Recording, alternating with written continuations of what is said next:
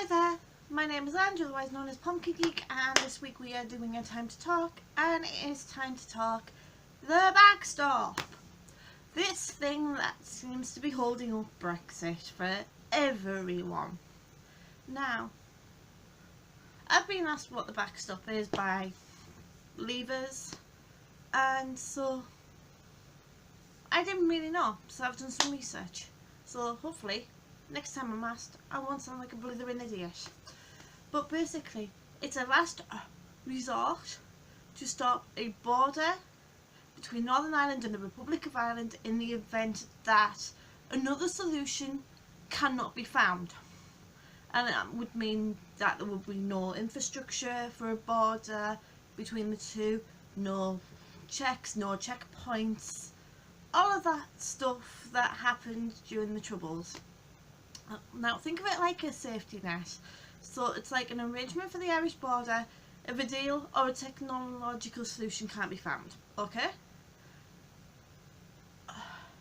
Now, it's really important that we get this backstop thing sorted out because the EU won't let us have the transitional arrangements till 2020 without it. Of course, if we leave without a deal, that's not that important. But it kind of is! But I'll get onto that in a second.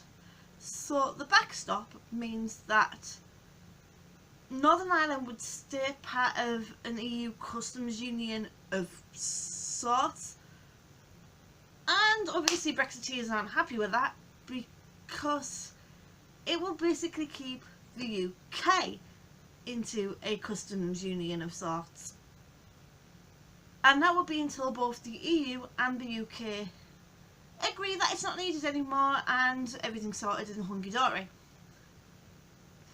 And you think that would be fine. It's not. For two reasons. First of all, the DUP hate this idea because they think that Northern Ireland checks would threaten the union of the UK. Now, yeah, kind of see the point, but at the same time, they have so many differences between themselves and the UK, the rest of the UK anyways, that, you know, it seems kind of petty at this point. We're talking about abortion rules being the main one, healthcare, you know, women's rights, how religious they are as a country compared to the rest of the UK, or that's what I perceive anyways. I may be completely wrong about that. But it's not only the DUP that hate this idea. Other Brexiteers would believe this backstop would mean that we still have to follow the EU's rules but without having a say in them. Brexiteers kind of not getting it. Yeah. The other problem, of course, is that Theresa May has spent all of this time sorting out the backstop. They finally got a deal that everybody was happy with, and then she forgot to run it by Parliament or her own party, which is why we still have the hold-up, and her deal was crushed last week. Was it last week? Oh god. Crushed earlier on in the month.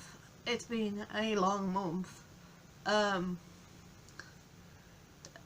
But now she's got this government mandate to go and renegotiate the backstop, so that's okay, right?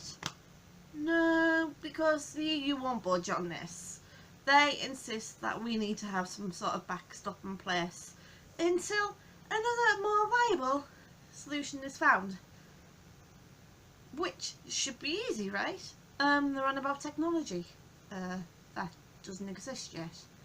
Or drones. Gatwick should tell you all you need to know about that idea. But the other very important reason that they won't budge, and it's a thing called the Good Friday Agreement. Way back in the dark ages, when people in Ireland and Northern Ireland were fighting and blowing each other up, the Good Friday Agreement was hashed out about 20 years ago to keep a peace in Ireland and Northern Ireland and to stop everybody from blowing each other up and having border checks and all of that horrible nastiness that I don't really know enough about to go into, but again I will link you to a article that I read that would explain it a whole lot better than I ever could, not having lived through it. Anyways, the Good Friday Agreement, it keeps peace in Ireland and Northern Ireland, which we can all agree is a good thing, that they're not blowing each other up. Not literally the two countries, but certain fractions within them.